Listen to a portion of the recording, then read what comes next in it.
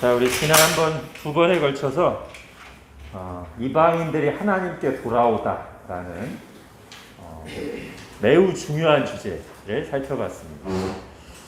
간단하게 요약하면 이런 거였죠. 이방인들이 마침내 예수님을 믿고 하나님 나라에 들어올 뿐만 아니라 그들이 유대인들에게 또는 교회에 받아들여진 과정을, 이 중요한 과정을 두 단계로 살펴봤습니다. 처음에는 하나님의 강권적인 역사로 한 사람의 대표 이방인 고넬료가 예루살렘 교회에 받아들여지는 장면이었고요. 거기서는 베드로를 비롯한 예루살렘 교인들이, 유대인 교인들이 뭐를 깨달았죠? 그 고넬료를 받아들이는 과정에서는 하나님께서 이방인들도 구원하시길 원하시는구나.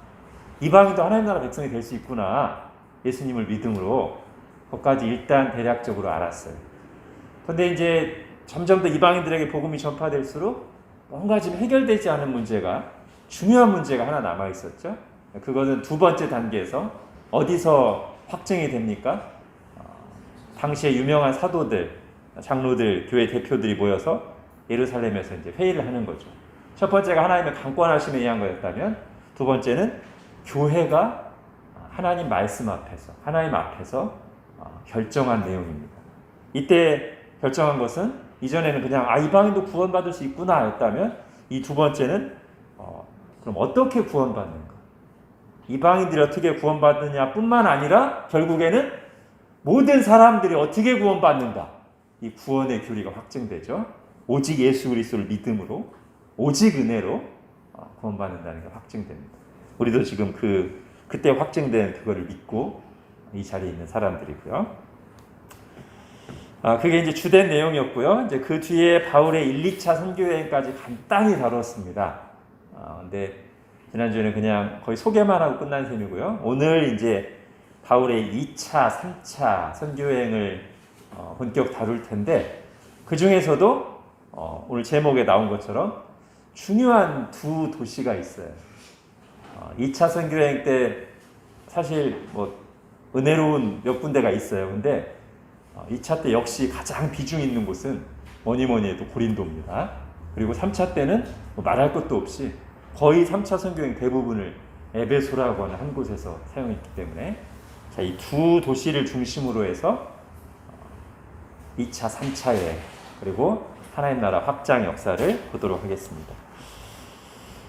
자, 거기 말씀 읽고 갈게요. 사도행전 19장 20절 시작.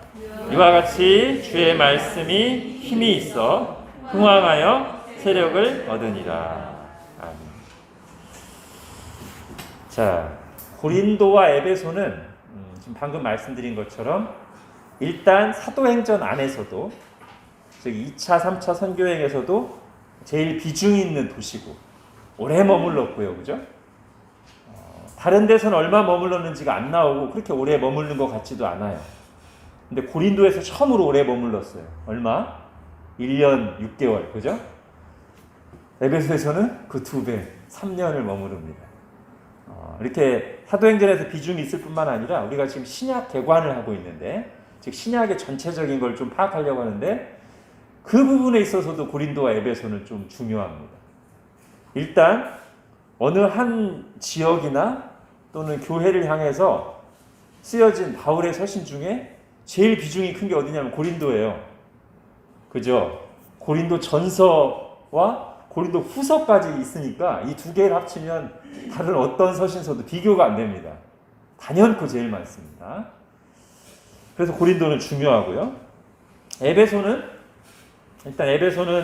이 사도행전에서 가장 큰 부흥이 일어났던 곳이면서 나중에 에베소서도 있고 또 어디서까지 한 번 더 나와요? 요한계시록에서도 한 번 더 나옵니다. 그러니까 계속 쭉 나오는 거예요. 사도행전부터 서신서, 계시록까지 에베소는 계속 나오고 있어요. 자, 이렇게 비중이 있는 두 도시이기 때문에 이 두 군데를 살펴봅니다. 참고로 고린도 전서는 에베소에서 쓰여졌습니다. 자, 우리 2차 선교여행부터 볼게요. 미리 좀 그려놨습니다. 시간도 아끼고 좀 퀄리티 있게 그리기 위해서 미리 그려놨어요. 자, 2차 선교 여행은 좀 특징이 있습니다. 바울이 1, 2, 3차 그다음에 로마행까지 가는데 2차 선교행이 유독 1차와 3차와 달리 2차가 유독 바울의 모든 계획이 다 어그러져요. 처음부터 끝까지 계속 그래요.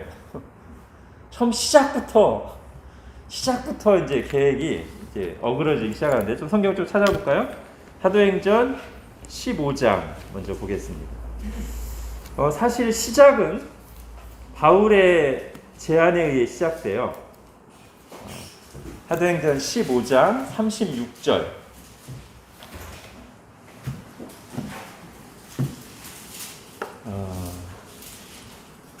자, 1차 선교여행을 갔다 오면서 이제 바울이 좀 더 이제 바나바보다 더 주도적이 된 것 같아요.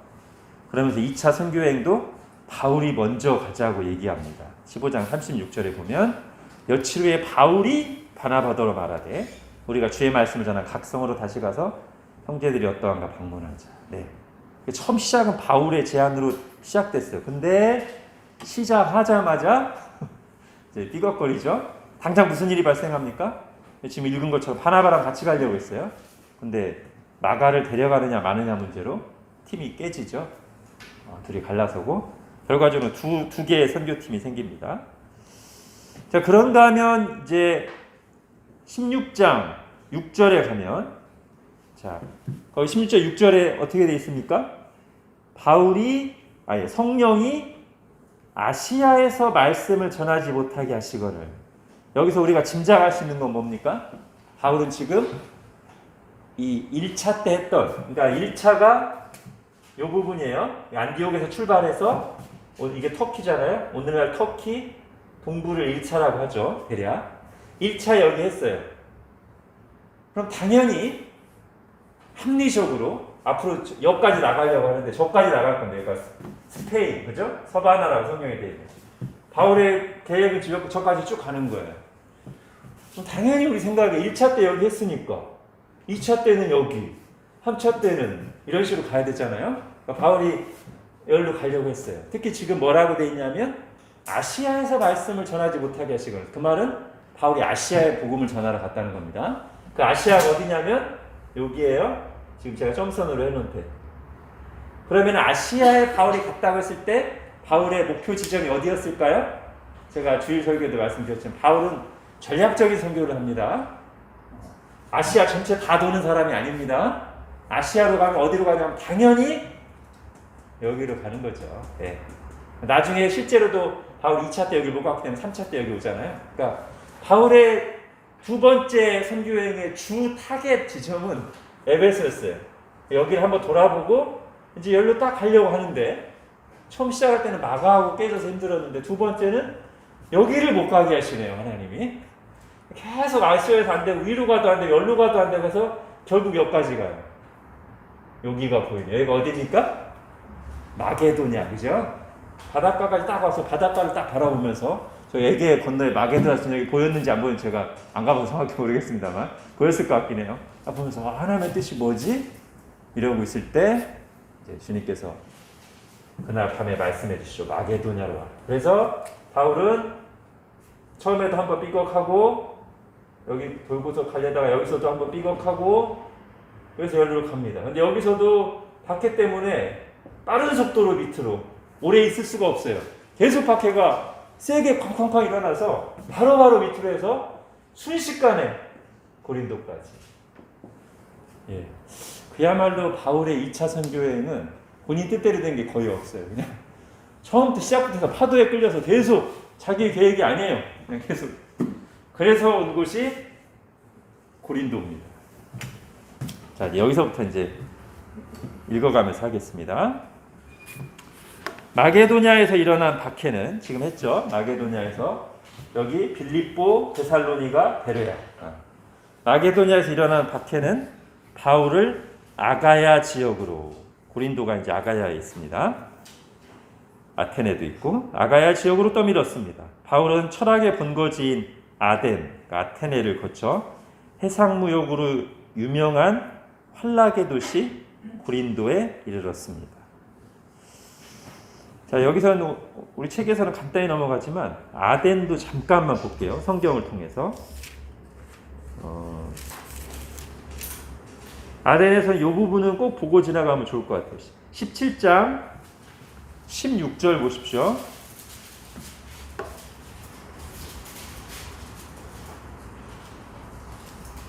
17장 16절 같이 읽겠습니다. 시작.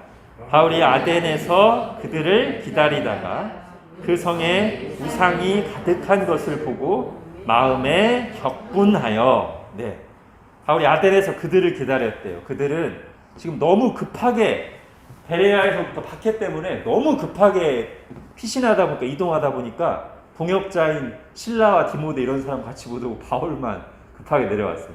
그래서 혼자 지금 아테네에 와서 기다리면서 이제 아테네 거리를 둘러봤겠죠. 근데 곳곳에 너무 신상들, 신전들이 너무 많아요. 바울이 어떻게 했다고요? 네, 격분했습니다. 하나님이 창조한 이 사람들이, 마땅히 하나님을 예배하고 경외할 사람들이 하나님이 아닌 온갖 잡신들, 우상들을 세워놓고 섬기는 모습을 보고 너무 마음이 격분했어요. 영적인 분노가 일어났어요. 자, 이것이 우리가 본받아야 될 모범입니다.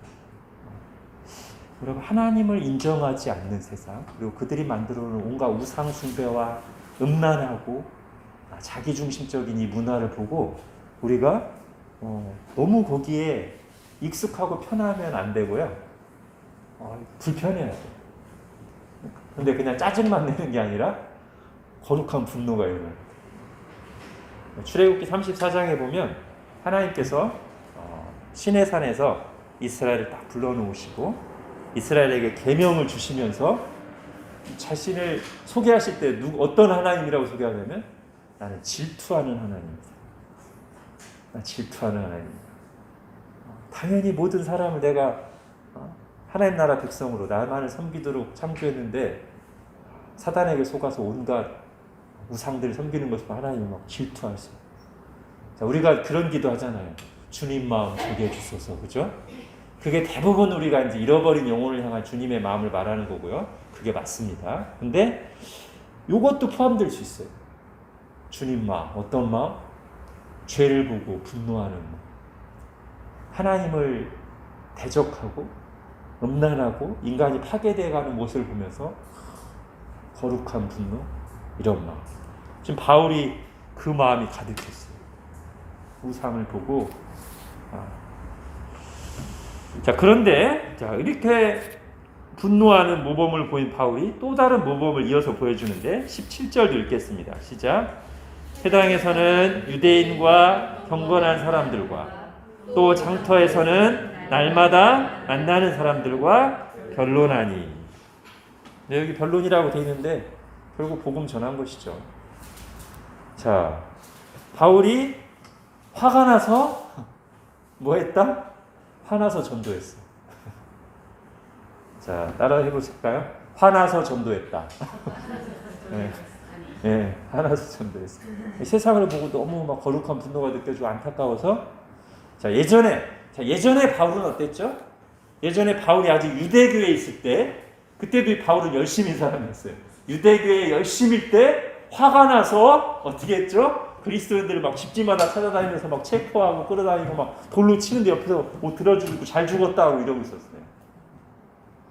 과거의 바울이, 지금도 이슬람이 그러죠? 지금도 유대인들이 약간 그래요. 근데 지금 바울이 예수님을 만나고 나서는 화날 때 물리적인 방법으로 막 공격하고 이런 식으로 간 게 아니라 하나님 앞에서 기도하고 복음을 전하는 거. 우리가 이 모습도 본받아야 돼요. 거룩한 분노가 있어야 되고요. 그거를 세상을 향한 분노와 절망이, 실망이 기도와 전도로 이어져야 되지. 바울이 예수님 믿기 전에 한 것처럼 어디 막 절에 가가지고 막 불 지르고 단군상 막 목 자르고 이런 식으로 하는 거는 기독교적 방식이 아닙니다. 그렇게 하면 안 돼요. 최근에도 또 뉴스에 나왔어요, 그죠? 4월 초파일 날 불기용 거기 앞에 가가지고 막 큰 소리로 스피커로 막 찬송 부르고, 그 얼마 전에는 절 불내고. 네, 이걸 봐야 되는데 이거. 네? 화가 나면 잘 전도해야 됩니다. 잘. 그 사람들도 화나게 하면 안 되고요. 이런 무례한 방식으로. 물론 우리가 복음 전하다가 화날 수는 있어요. 잘 전하지만 화날 수 있지만, 그게 아니라 아예 방식 자체가 과격하고 무례해서 화를 나게 하는 것은 오히려 전도의 길을 막는 것이다. 우리 지금 바울의 모범을 봐야 됩니다. 이게 기독교적 방식입니다. 이제 그 다음 볼게요. 마게도냐를 떠날 때 급하게 이동하느라 홀로 내려온 바울은 이곳에서 평생 아니죠? 거기까지 안 갔죠. 고린도에 이르렀습니다. 그렇죠? 마게도냐를 떠날 때 급하게 이동하느라 홀로 내려온 바울은 이곳에서 평생 함께할 새로운 동역자를 만납니다. 아굴라와 브리스길라 부부입니다. 황제의 칙령으로 부득이하게 로마를 떠나 고린도에 오게 된 사람들입니다. 이들은 훗날 에베소까지 따라와 바울의 선교 사역에 동참하며 바울을 위험에서 구하기 위해 목숨을 아끼지 않았습니다. 네. 원래 아굴라는 유대인이고요, 본도 사람이에요. 이 정도 사는. 이 사람도 디아스포라 유대인이죠. 근데 로마에서 장사하고 있었어요. 그리고 아마도 브리사길라는 그 이름 때문에 로마에 조금 약간 세력 있는 집안 여인일 것이다라는 추측이 주석에 보면 많이 나와요. 원래 유대인, 본도에 사는 유대인인데 로마에 가서 브리스길라를 거기서 만났을 가능성이 좀 있고, 아무튼 결혼해서 여기서 텐트 메이커, 천막 만드는 사업을 하던데 황제가 유대인들 다 나가. 유대인들 맨날 문제만 일으키고 폭동만 일으키고 절에다 불 지르고 꼴 보기 싫어. 나 나가. 그래서 나와서 그 다음에 로마에서 가까우면서 로마 제국에서 굉장히 큰 도시면서 해상무역이 굉장히 발달한 고린도로 딱 왔어요. 근데 온 지 얼마 안 됐을 때 바울도 원래 여기로 오려고 했다가 하나님 맞고 막 급하게 빨리빨리 해가지고 마침 아굴라 브리스길라 부부가 고린도에 온 지 얼마 안 됐을 때, 자, 얼마 안 됐는지는 어떻게 합니까? 여러분 사도행전 18장 한번 봐보죠. 사도행전 18장 2절 뒷부분에 보면 그가 그 안에 브리스길라와 함께 이달리아로부터 새로 온지라, 그죠? 새로라고 돼 있죠, 그죠? 영어로 보면 recently라고 돼 있어요. 최근에 왔어요. 지금 둘이 타이밍이 딱 맞은 거예요, 지금. 지금 둘 다 어려움을 겪고서 원래 예상이 없던, 여기 로마에서 장사 잘하고 있는데 갑자기 황제가 정책을 하나 딱 내리는 바람에 급하게 연락 왔고, 갑자기 바울도 그냥 자기 계획 다 틀어져가지고 쫓기듯이 딱 와서 둘이 다 만났어요. 어려움을 겪다가 하나님의 섭리 속에서 타이밍이 딱 만났어요. 노사연이 부릅니다. 만남. 우리의 만남은 우연이 아니요. 네. 하나님이 인도하셨어요. 세상 표현으로 하면 전화위복이고, 성경적 표현으로 하면 합력하여 선을 이룬 것입니다. 저는 이제 제가 지금까지 이렇게 사도행전 여러 번 보고, 특히 바울의 1-2차 선교여행을 제가 많이 설교도 하고 했는데, 제가 볼 땐 그래요. 하나님이 왜 여기로 가지 못하게 하시고 이렇게 갔는가, 어떤 다른 명확한 이유를 찾기가 어렵습니다. 그런데 이제 18장에 와서 이 부분을 딱 보면 이것 때문인가 하는 생각이 들 때가 있어요. 그 정도로 사도행전 18장에서 이 아굴라와 브리스길라 부부가 상당히 비중 있게 다뤄지고 있습니다. 일단 만나는 장면부터 다시 볼게요. 2장, 그러니까 1, 2절, 그러니까 둘 다 그렇게 쫓기듯이 와서 2절에서 만났는데, 3절, 생업이 같으므로, 바울도 유대인들은 보통 이렇게 옮겨다니면서 하나씩 자기의 생업을 위한 기술을 하나씩 가지고 있는데 바울도 텐트를 만드는 것이, 천막 만드는 것이 업이었다는 걸 여기서 알 수 있죠. 같으므로 그 다음에 함께 살며, 함께 살았어요. 바울과 아굴라 부부가 함께 살았습니다. 동거했습니다. 그리고 일을 하니 함께 일을 했어요. 동업했습니다. 바울의 동거인이자 바울의 동업자예요. 자, 그 다음에요. 또 어디 가보시냐면 18절 조금 뒤로 가서 18절 가보시죠. 18장 18절. 이제 고린도에서의 1년 6개월 사역을 마치고 그때도 계속 같이 했겠죠. 아굴라 브리스길라가. 그러다가 18절에 바울은 더 여러 날 머물다가 형제들과 작별하고 배 타고 수리아로 떠나갈새 누가 브리스길라와 아굴라도 함께 하더라. 지금 브리스길라 아굴라가 고린도 와서 천막 장사한 지 얼마 됐어요? 1년 6개월. 뭐 조금 더 됐겠죠. 더 됐다면. 오자마자 바울을 만나서 같이 살고 동거하고 같이 동업도 했어요. 그리고 이제 바울이 여기서 1년 반 정도 하니까 이 정도면 이제 고린도 사역을 어느 정도 하고 돌아가야 되겠다고 하려고 하는데 브리스길라 아굴라가 우리도 같이 갑시다. 같이 가요. 동행해요. 동거하다가 동행해요. 자, 그래서 이제 브리스길라와 아굴라가 24절 이하에 보면 이제 일단 여기 안디옥까지 가기 전에 고린도에서 어디를 들리냐면 바울 일행이 에베소를 들려요. 원래 2차 성경 때 가지고 에베소 들리는데 바울이 나는 안디옥 갔다 올 테니까 당신들 여기 좀 있어라. 그래서 브리스길라 아굴라가 에베소에 머뭅니다. 바울의 말을 듣고. 그러면서 중요한 일을 하죠. 마침 그때 누가 여기서 활동하냐면 아볼로가 활동합니다. 나중에 고린도에서 아주 중요한 역할을 할 아볼로가 활동하는데 마침 아볼로가 구약 성경에 능통하지만 적어도 이 복음의 진리에 관해서는 아직 충분히 알지 못할 때였어요.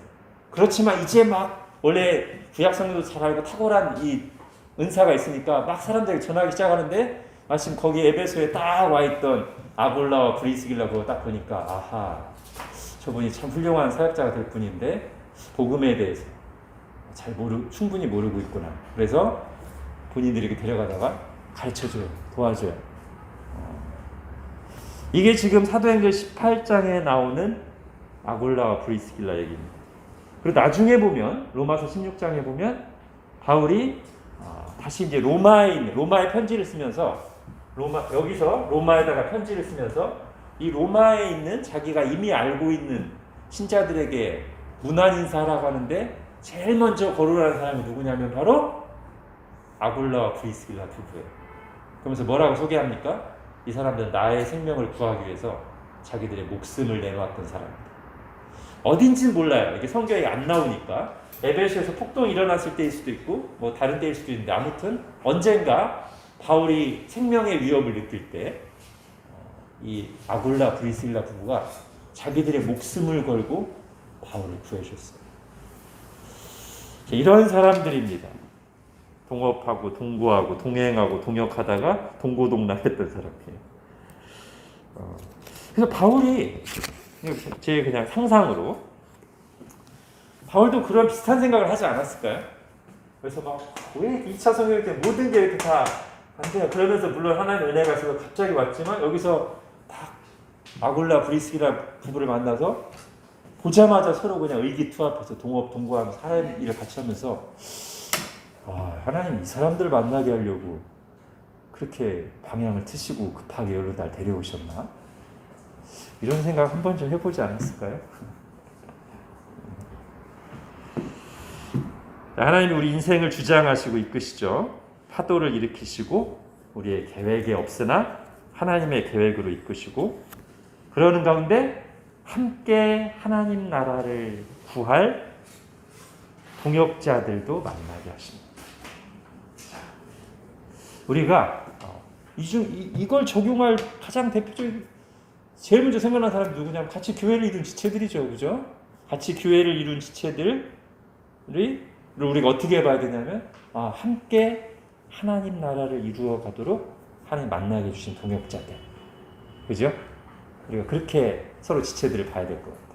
함께 하나님 나라를 이루어 가라고 주님께서 섭리 가운데 만나게 하신 귀한 동역자들. 그렇게 봐야 되겠습니다.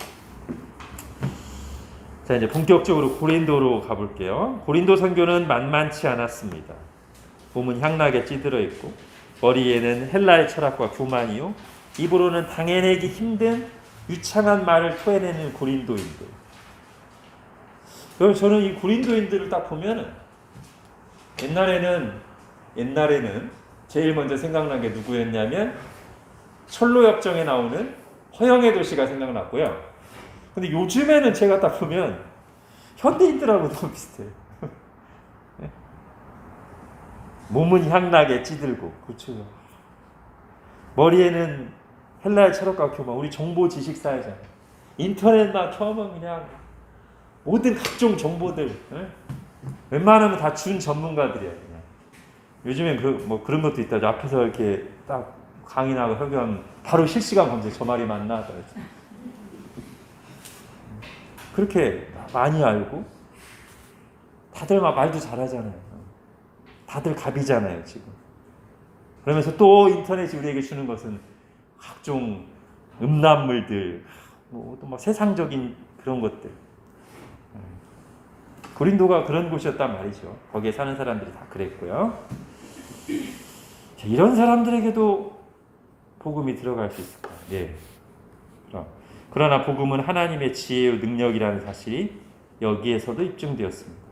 바울이 오직 예수 그리스도의 십자가만을 전했을 때 수많은 사람들이 하나님께 돌아왔습니다. 예수님께서 환상 중에 나타나 바울을 격려하셨습니다.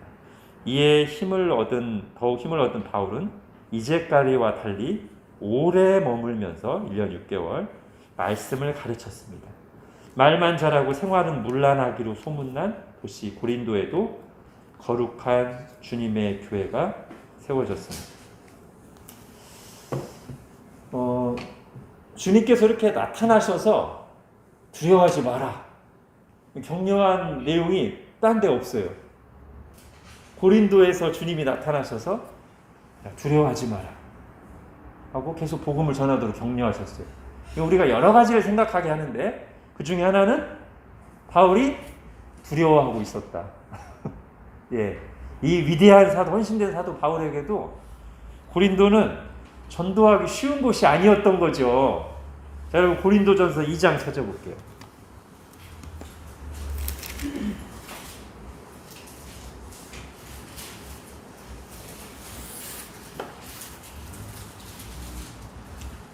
고린도전서 2장 3절 같이 읽겠습니다. 시작. 내가 너희 가운데 거할 때 약하고 두려워하고 심히 떨었더라. 예. 바울이 스스로 교회에다가 이렇게 고백할 정도로 쉬운 사람들 아니었어요. 고린도 사람들. 그리고 원래 좀 이렇게 한국 쪽에 있는 사람들이 거칠잖아요. 그죠? 거기다가 막 말도 막 세죠. 머리에 든 건 많고 쉽지 않았어요, 이 사람. 그래서 바울도 떨 정도로. 그런데 그런 상황, 그러니까 인간적으로만 보면 참 떠나고 싶은, 오래 있고 싶지 않은 곳이고 그런 곳이에요. 피하고 싶은 일이고요.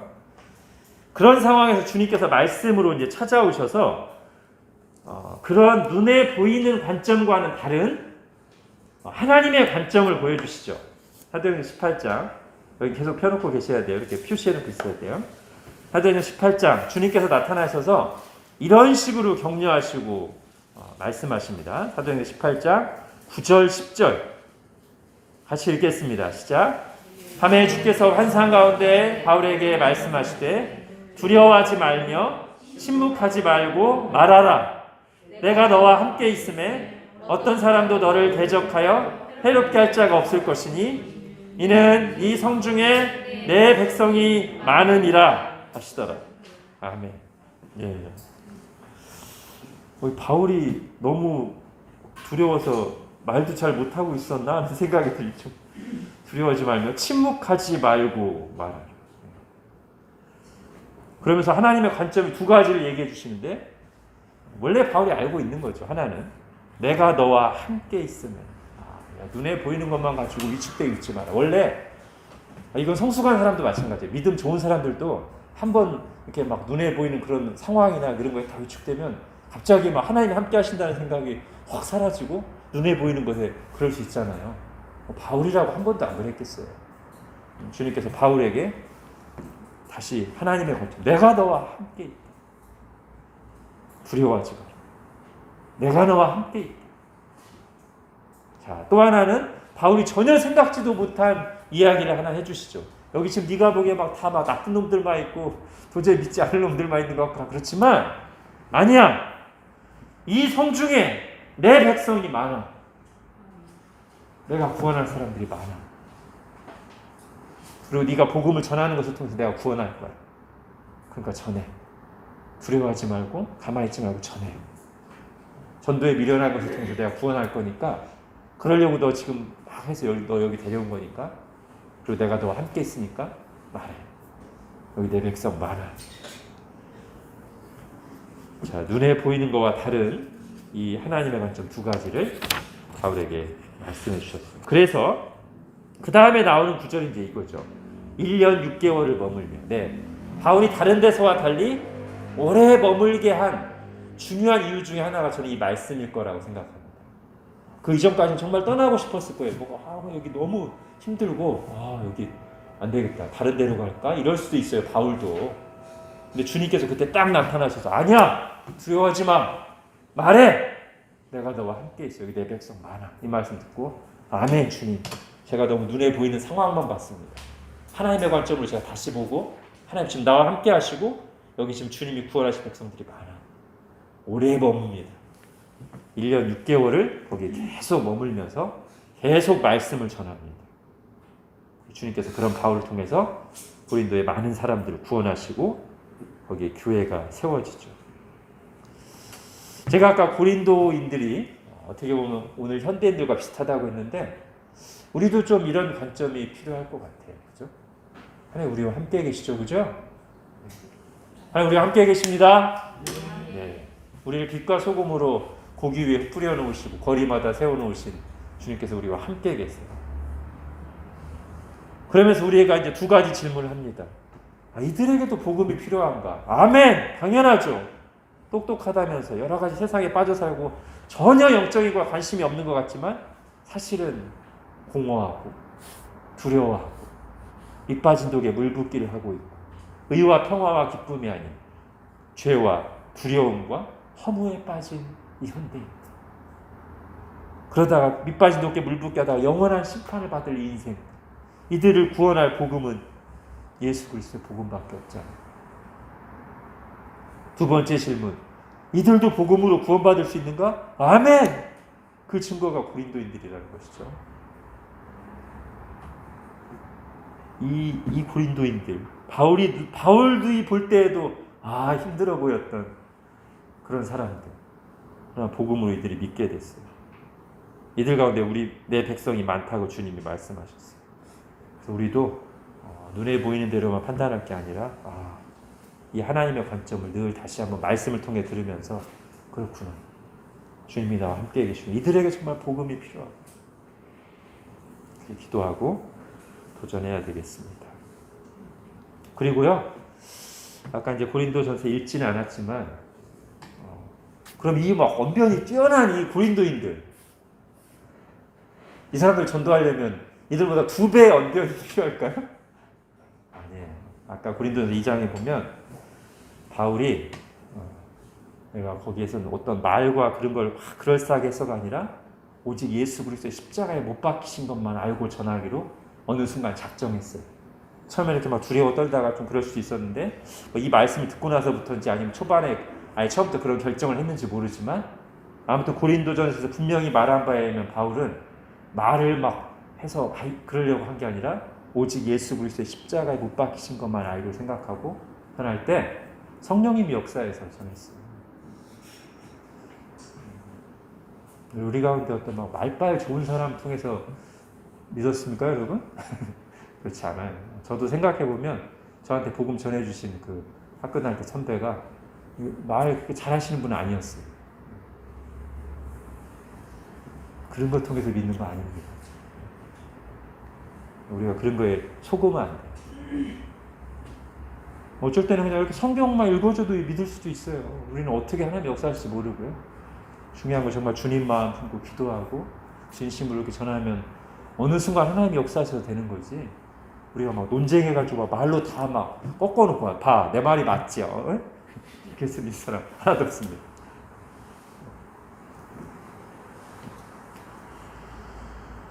자, 이렇게 이제 고린도에도 하나님의 교회가 세워졌어요. 자, 그 뒤에 새로운 사람이 등장하죠.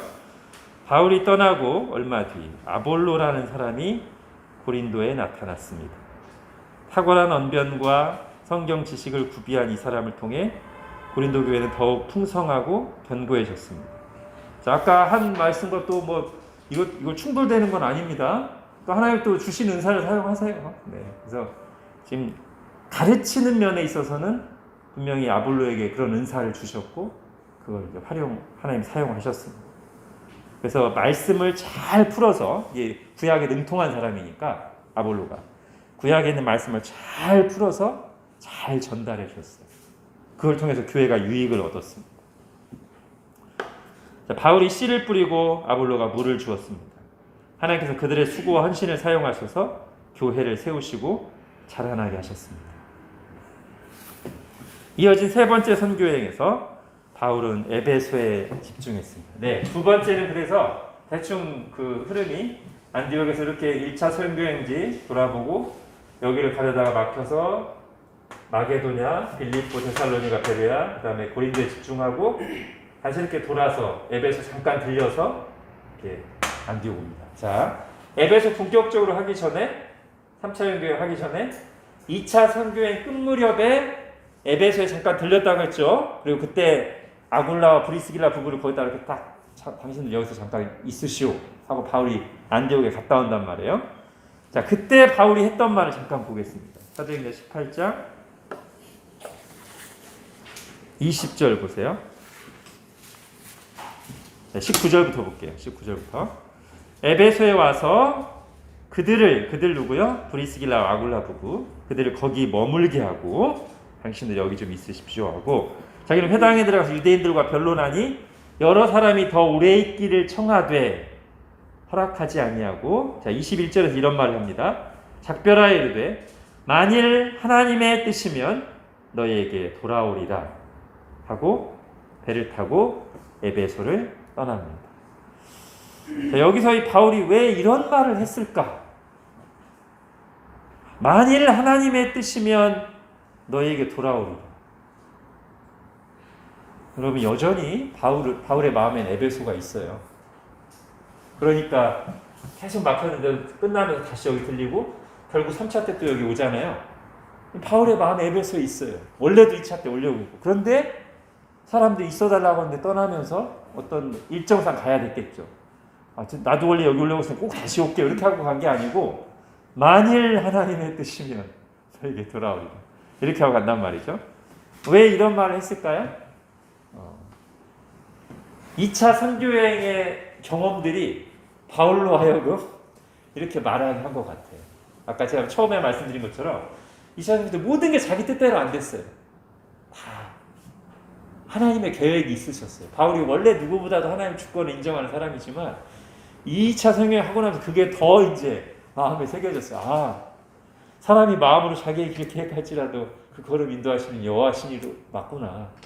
내가 여기 막 꼭 온다고 올 수 있는 거 아니고 그런 생각을 아마 경험적으로 더 하게 된 것 같아요. 그래서 바울이 이런 말을 덧붙였어요. 만일 하나님의 뜻입니다. 여러분 이게 믿음 없는 게 아니라 믿음의 말이에요. 그죠? 하나님의 주권을 인정합니다. 믿음의 말입니다. 만일 하나님의 뜻입니다. 나중에 바울이 이제 에베소에서 고린도전서를 씁니다.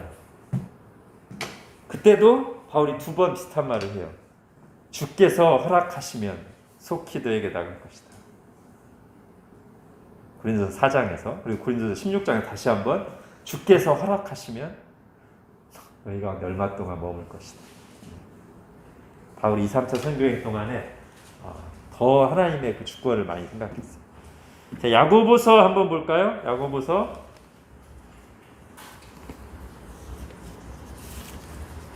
4장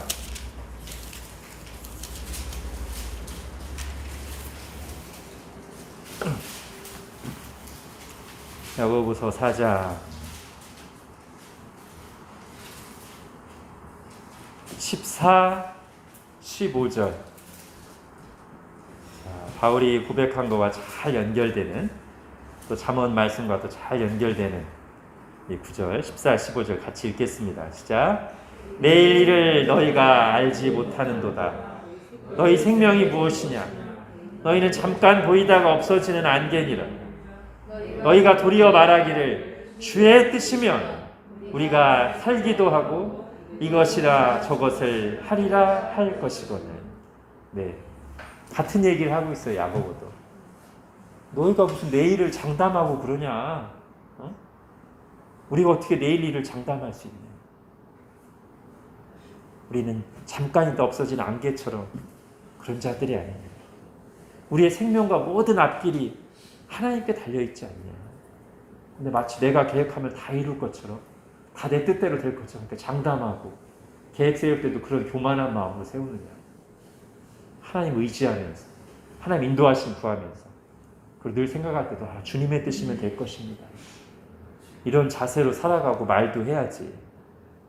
자기 뜻대로 다 될 것처럼 말하고 장담하고 자랑하고 그거는 믿는 자의 태도로 옳지 않다.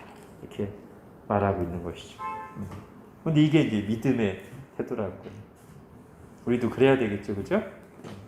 우리는 내일을 장담할 수 없는 사람들. 내 계획, 내 소원, 내 노력, 내 경험보다 하나님의 주권과 뜻을 앞세우는 사람. 하나님의 최선을 믿는 사람. 그렇죠? 자, 이제 에베소 가장 중요한 부분 보겠습니다. 회당에서 3개월 동안 복음을 전한 바울은 극성스러운 유대인 방해꾼들을 피해 두란노 서원이라는 곳에서 날마다 말씀을 가르쳤습니다. 지금 에베소에 있어요. 에베소. 바울이 3년간 에베소에 머물러 있었습니다. 자, 2년 동안 매일 계속된 성경 공부를 통해 강력한 부흥이 일어났습니다. 에베소뿐 아니라 소아시아 지역, 제가 지도로 표시도 했죠. 오늘날 터키 서부 지역 사람들 전체가 복음을 듣게 되었습니다. 바울이 예수 그리스도의 이름을 선포하는 곳마다 귀신이 떠나가고 병이 낫는 비상한 일들이 속출했으며 마술을 하던 사람들이 자기의 죄를 뉘우치고 상당량의 마술책들을 불태우기도 했습니다. 바울은 이 놀라운 부흥을 경험하고 난 뒤 더욱 확신에 차서 말했습니다. 로마에도 나아가리라. 네. 바울이 원래 계획보다 지금 한 3년쯤 뒤에 왔어요. 아까 이제 원래 2차 때 여기 가려고 했었다고 했잖아요. 근데 뭐 여기서 다 보낸 시간, 그리고 고린도에서 1년 6개월 있었고 다시 돌아가고 막 다 한 시간 빼면 원래 에베소에 오려고 계획했던 때보다 대략 3년 정도 늦게 왔어요. 3년 정도 시간 어떻습니까? 긴 것 같기도 하고 짧은 것 같기도 하고. 어쨌든 바울이 마음이 막 거기를 향하고 있는데 3년 뒤에 갔어요. 근데 3년 뒤에 가서 낭패를 본 게 아니라 더 잘 익어 있었어요. 마치 이 밭이 이 추수할 밭이 완전히 연그러 있었어요. 늦게 왔지만 늦지 않았습니다. 엄청난 역사가 일어났습니다. 여러분 그 사도행전에서 우리가 아마 이제 제일 눈에 띄는 어떤 열매라고 해야 될까요? 그 주변 사회까지 강력한 영향을 미친 경우가 제가 볼 때 한 3번쯤 나옵니다. 하나는 사도행전 2장부터 4장까지 예루살렘 교회. 그죠? 성령이 임했을 때 세상에서 경험한 적 없는 엄청난 공동체가 생겼어요. 오순절날 성령이 오시고 나서. 그럼 성경에 보면 주변 사람들에게 칭송받고 주변 사람들이 두려워하기도 하고 아무튼 굉장한 강력한 교회 공동체가 형성됐습니다. 그게 첫 번째고, 두 번째는 어딜까요? 우리가 많이 얘기하는 안디옥이죠. 그죠? 안디옥에 또 강력한 교회가 생겼어요. 그래서 그때 처음으로 주변 세상 사람들로부터 어떤 별명을 얻었어요? 그리스도인이라는 별명을 얻을 만큼 이 사람들이 그 주변 사회에서 굉장히 두드러지고 돋보이고 사람들이 관심을 갖게 되고 별명까지 붙여주고 그 정도의 강력한 영향을 미쳤습니다. 그리고 이제 그 다음에 또 그 주변 사회까지 강력한 영향을 사실 가장 강력하게 보이는 이 에베소가 있습니다. 여기 보면 이제 사람들을 막 온 아시아에 있는 사람들이 다 말씀을 들었다는 표현에서부터 자기들이 가지고 있던 막 마술책 같은 거 돈으로 따져도 엄청난 양이 되는 마술책도 막 다 불태우고 이런 일들이 에베소에서 일어났습니다. 그리고 사실 지금 이 에베소에서 특히 보는 이 모습들은 우리가 교회사도 했습니다만 교회사에서 어떤 대각성 운동이 일어날 때 이런 풍경을 반복해서 봅니다. 뭐 멀리 갈 필요도 없어요. 우리나라 1907년에 평양 대붕이 일어났을 때도 술집들 막 다 문 닫고 막 난리 났었습니다. 그냥 시내 자체가 완전히 분위기가 바뀌었어요. 그 이전에는 막 술 취하고 막 난리 부리는 사람 집집마다 문제 있고 막 바람 피는 사람 엄청 많았어요. 교회는 미약하고. 근데 한번 대붕이 일어나니까 뭐 사회가 그냥 바뀌어 버렸습니다. 우리나라만 그런 게 아니고요. 그 당시가 이제 3차 대각성 운동 그때 시기인데 세계 곳곳에서 그런 일들이 엄청 많았습니다. 1차 때도 그렇고 2차 때도 그렇고. 그 중에 한 모습, 그거와 가장 유사하게 보이는 모습이 이제 에베소에서 일어났습니다. 우리가 이제 생각할 것은 근데 이런 일이 어떻게 일어났는가? 사도행전 19장 다시 가보시죠. 사도행전 19장은 이 일이 어떻게 일어났는지에 대해서 아주 명확한 초점을 가지고 있어요.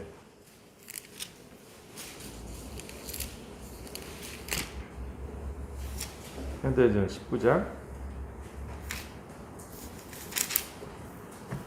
자 8절부터 보십시오.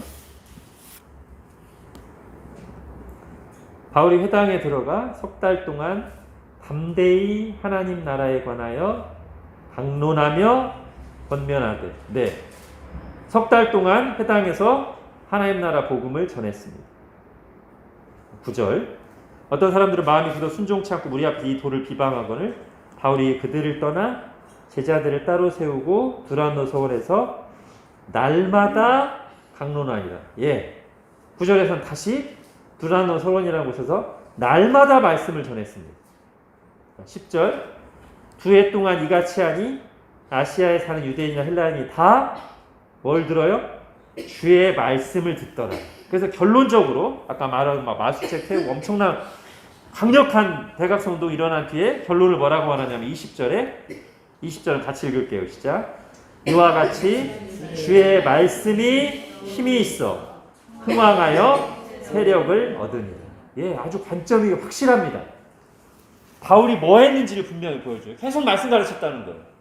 마지막에 결론도 이처럼 말씀이 힘이 있어. 그러니까 결국 이거 말씀의 역사.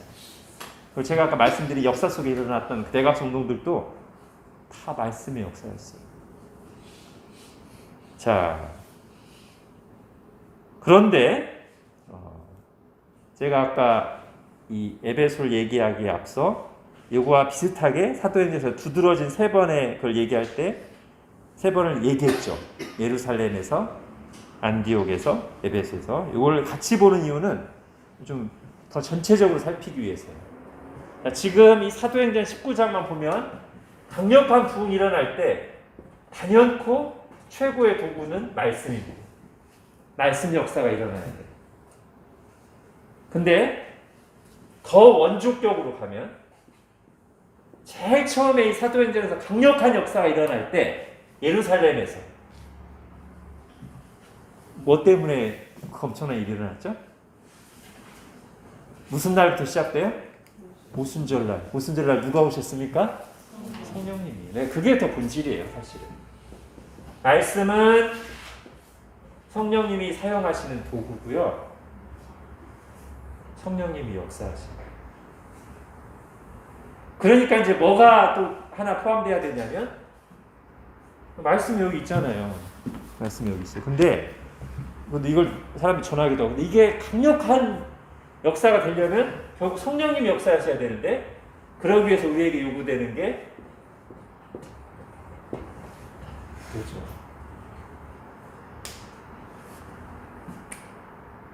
요거와 여기 합쳐질 때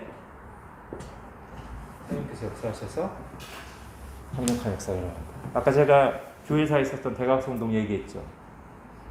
그것도 한편으로 보면 말씀 역사예요. 근데 또 한편으로 보면 항상 그 역사 이면에는 기도 운동이 있었어요.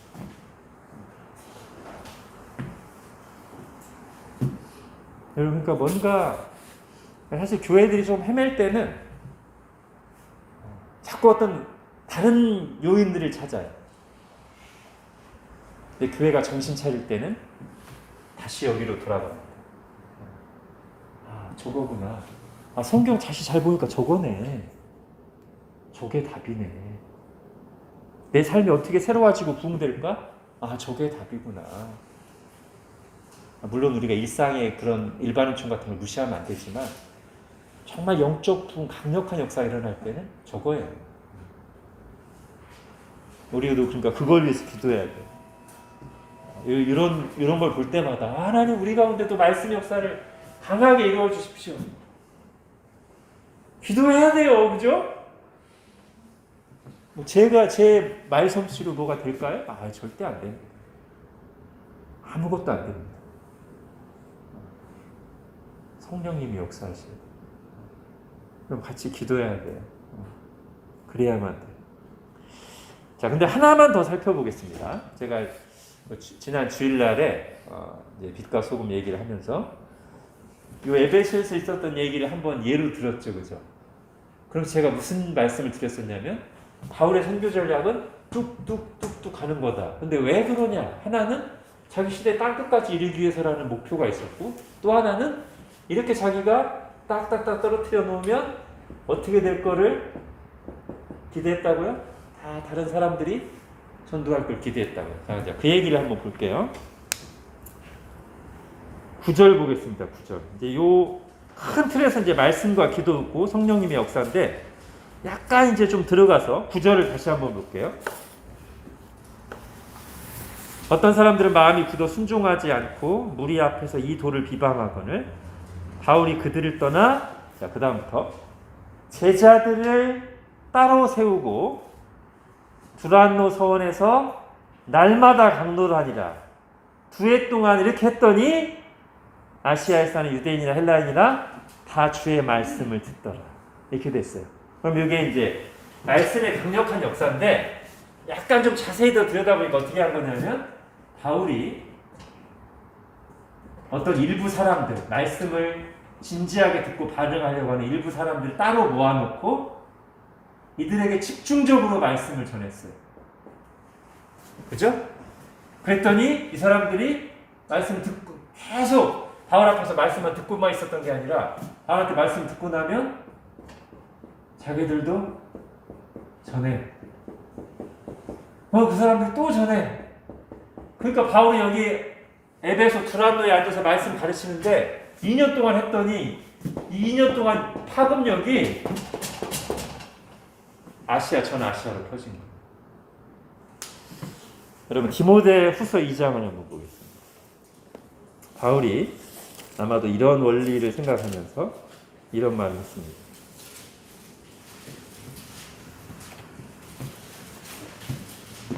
디모데 후서 2장 2절 같이 읽겠습니다. 시작. 또 내가 많은 증인 앞에서 내게 들은 바를 충성된 사람들에게 부탁하라. 그들이 또 다른 사람들을 가르칠 수 있으리라. 예, 이게 바울이 생각하는 원리고 바울이 기대하는 거예요. 디모데야, 내가 너한테 집중해서 가르쳤지. 너도 다른 충성된 사람들에게 말씀을 전하고 가르치고 영적으로 도와줘. 그럼 그 사람들 또 다른 사람들 가르칠 거야. 그래서 이렇게 돼야 돼. 바울이 말하고 있어요. 그죠?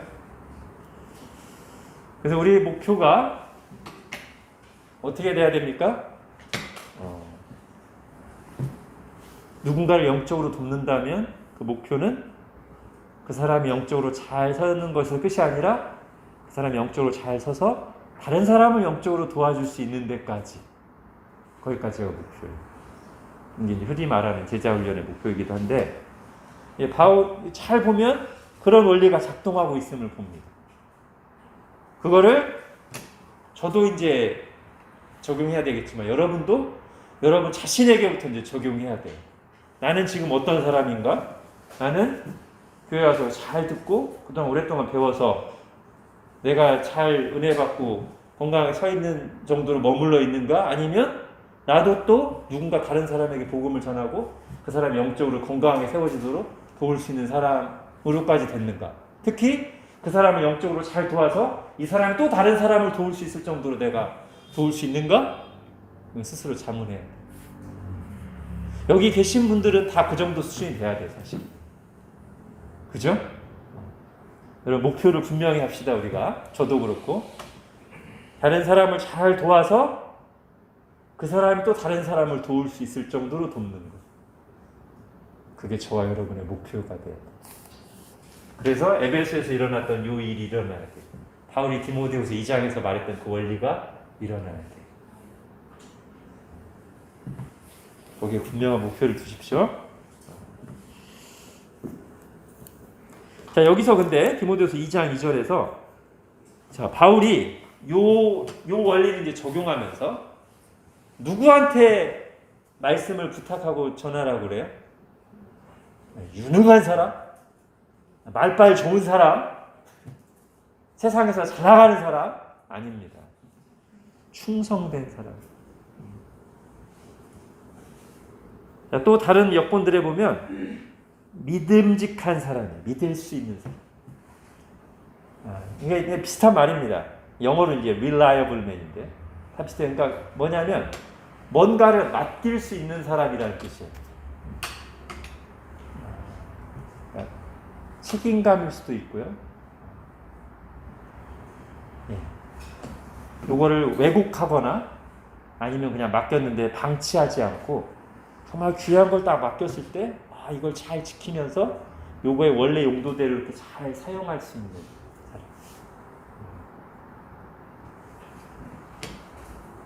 실제로 보면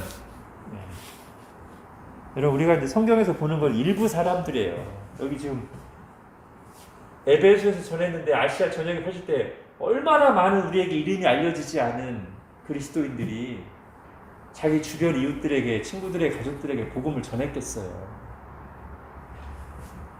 바울은 유능한 사람 맞습니다. 특별한 그릇이고요. 대부분은 평범한 사람들이에요. 그들을 통해서 하나님이 아시아에 복음이 전해지게 하셨어요. 중요한 건 충성된 사람이에요. 그러니까 우리가 스스로에게 질문할 건 이거예요. 내 능력 이런 거 아니고 주님, 제가 주님 앞에서 충성된 사람 맞나요? 제가 주님께서 뭔가를 맡길 만한 믿음직한 사람인가요? 이런 질문이 필요한 거예요. 저는 저 사람보다 뭐 능력도 없고 뭐 이런 거 다 필요 없어요. 주님, 제가 믿음직한 사람입니까? 주님 앞에 뭔가를 주님이 맡기실 만한 그런 그릇입니까? 이런 질문이 필요한 거예요. 하나님 오늘도 그들을 통해 일하십니다. 믿음직한 사람의 가장 기본적인 전제는 주님을 신뢰하고 나를 드린 사람이에요. 늘 양다리를 걸치고 있어요. 믿을 수 없는 사람이죠. 두 발을 다 예수님께 담궈야 믿을 수 있는 사람이죠. 여차하면 도망갈 준비하고 있는 사람 안 되죠.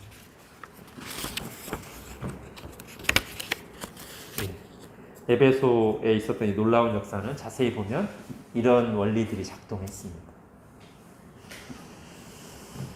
자, 이제 고린도 전서와 후서가 나오게 된 배경이 되는 얘기를 간단하게 읽어가실게요.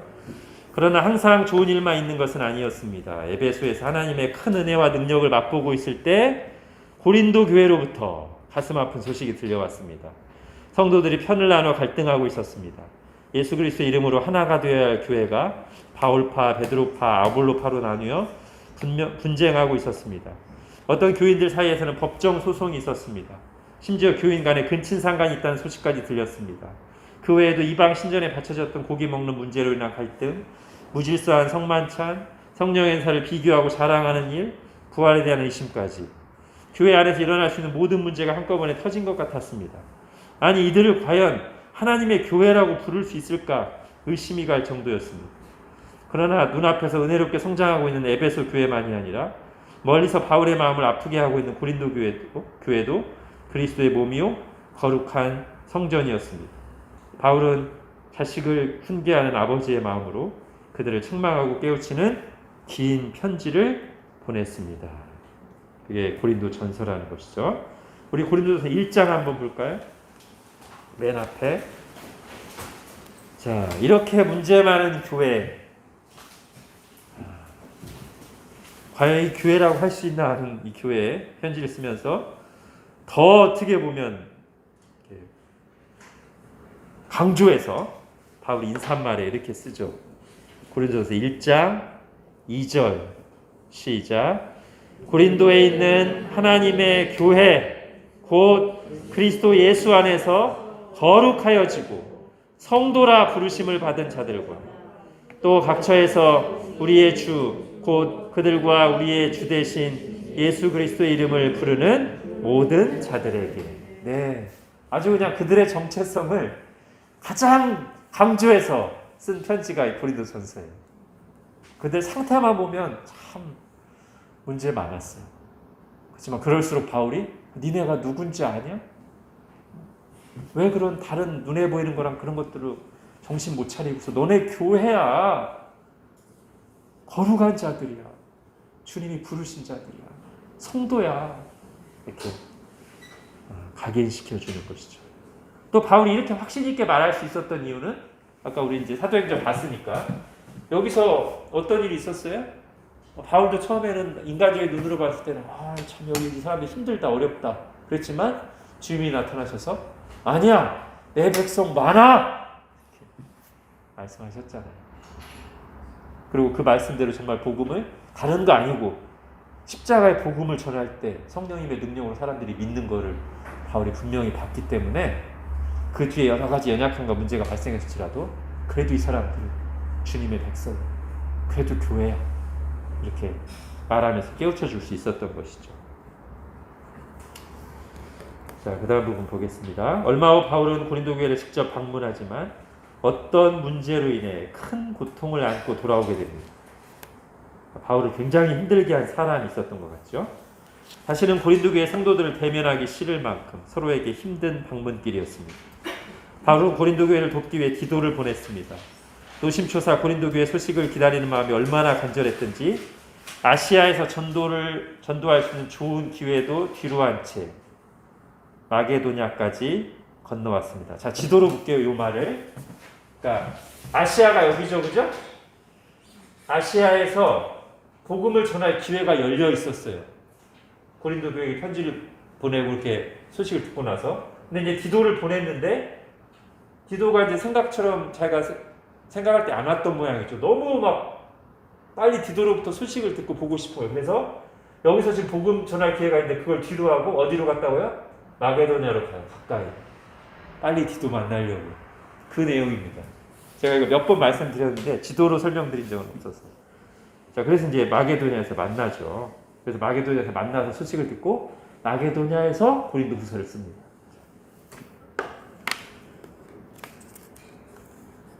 자, 한시라도 빨리 디도를 만나기 위해서였습니다. 힘겨운 박해도 받았습니다.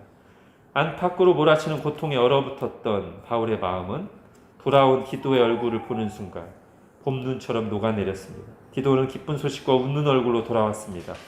고린도 교인들이 진심으로 회개했으며 바울을 사모하고 있으며 기도까지 따뜻하게 맞아주었던 것입니다. 바울은 큰 위로를 받았습니다. 이에 힘을 얻은 바울은 교회를 향한 뜨거운 사랑과 격정을 담아 또 한 번의 편지를 써보냅니다. 이게 고린도후서예요. 그래서 고린도후서의 18번은 뭐다? 위로, 그죠? 위로라는 말이 18번 나오는 고린도후서입니다. 몇 개월 후 바울은 세 번째이자 마지막으로 고린도 교회를 방문했습니다.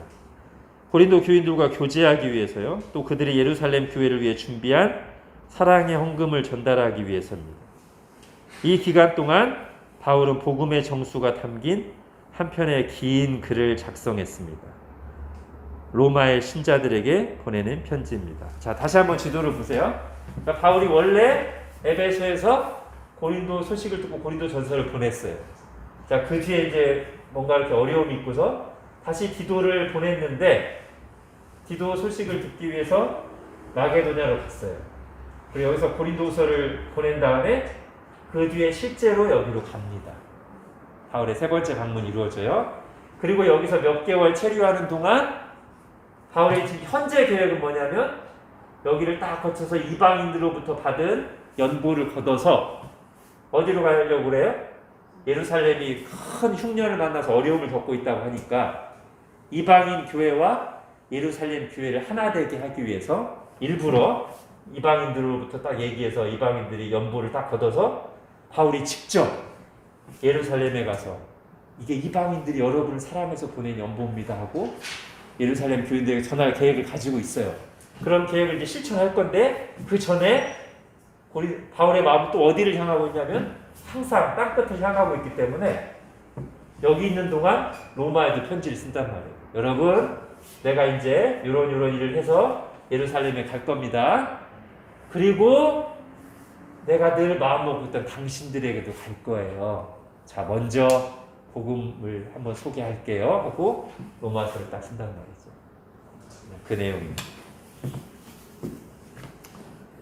그 편지에서 바울은 자신의 마지막 선교 계획을 밝힙니다. 로마에 들러 그들과 복음의 교제를 나누려 한다는 것과 그들의 도움을 받아 지중해 끝자락에 위치한 나라, 어쩌면 그때 당시 사람들에게는 땅끝이라고 여겨질 수 있는 나라인 서바나까지 나아가야 한단다. 네, 근데 그 로마서 내용을 잘 보니까 로마가 또 종착역이 아니에요. 로마를 들러서 이들과 교제하면서 이들을 영적으로 잘 가르쳐주고 세워준 뒤에 이들의 파송을 받아서 난 여기까지 가려고 한다. 그 계획이 로마서에 담겨 있어요. 그러나 우리는 바울이 정말로 스페인까지 갔는지는 성경을 통해서는 정확히는 모릅니다. 뭐 그런 설도 있는데 우리는 성경만 확신하기 때문에 정확히 모릅니다. 아무튼 바울의 마음은 땅끝을 향하고 있었습니다. 노년의 바울이었지만 아직 그의 여정은 끝나지 않았습니다. 육체는 나이 들어 쇠잔해졌으나 예수님과 복음을 향한 열정은 조금도 식지 않았습니다. 이제 그는 가장 긴 거리의 여행길, 어쩌면 가장 힘든 시간이 될 수도 있는 마지막 여정에 들어섰습니다. 예루살렘을 거쳐 로마로, 다시 로마에서부터 서바나, 한 손에는 복음을 들고 한 손에는 사랑을 들고.